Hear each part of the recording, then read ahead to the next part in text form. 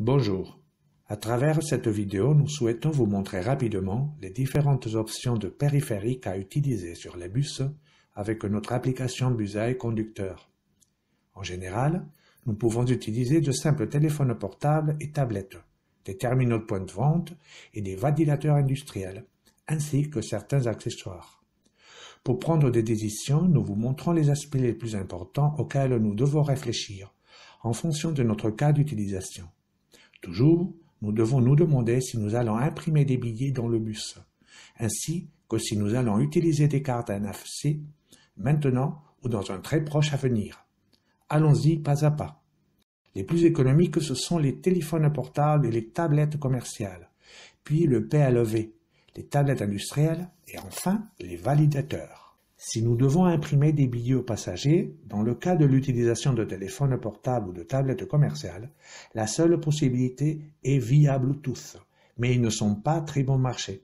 Il existe des options de coupe automatique et de grande taille, ainsi que de petits portables. Aux terminaux de point de vente, l'impression change complètement, car elle est intégrée à l'intérieur. Le papier thermique est toujours petit et la découpe doit toujours être effectuée manuellement. Ce sont des solutions complètes et économiques. Les tablettes industrielles sont les plus préparées pour l'impression, car elles ont de nombreuses connexions, telles que des ports série, ce qui nous permet d'utiliser de nombreuses imprimantes bon marché, même avec des coupes papier et des gros.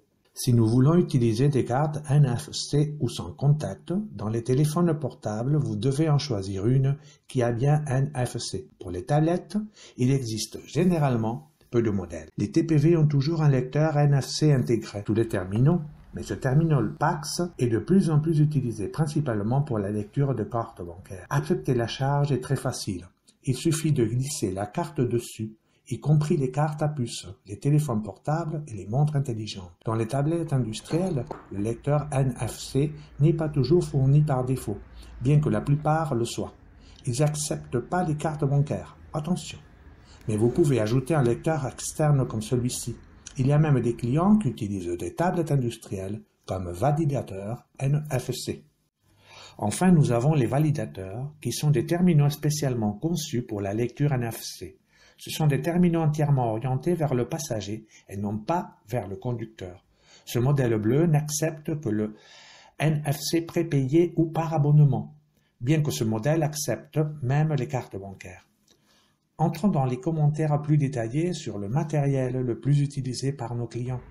Les téléphones portables et les tablettes sont largement utilisés car ils sont très peu coûteux et polyvalents, bien qu'ils soient limités en termes d'impression et de NFC. Les terminaux de point de vente sont très pratiques et d'un excellent rapport qualité-prix. Nous avons même des bases pour charger en libérant le port USB latéral. Ils sont livrés avec une caméra arrière pour la lecture ID ou QR, ainsi qu'une batterie au lithium interne pendant environ 5 heures. Aussi, nous avons une enveloppe de protection en caoutchouc comme celle-ci. Au sein des terminaux de point de vente, ce terminal PAX A920 a une mention spéciale, car il est préparé pour les cartes bancaires et disponible localement dans de nombreux pays. Nous vous montrons toutes les approbations et certifications internationales dans presque tous les pays au niveau bancaire, ce qui est très important. Il dispose également d'une imprimante interne comme tous les terminaux de point de vente. Nous vous présentons ici un support métallique anti-vandalisme, spécialement conçu pour ce terminal. Concernant les tablettes industrielles, il existe de nombreux modèles.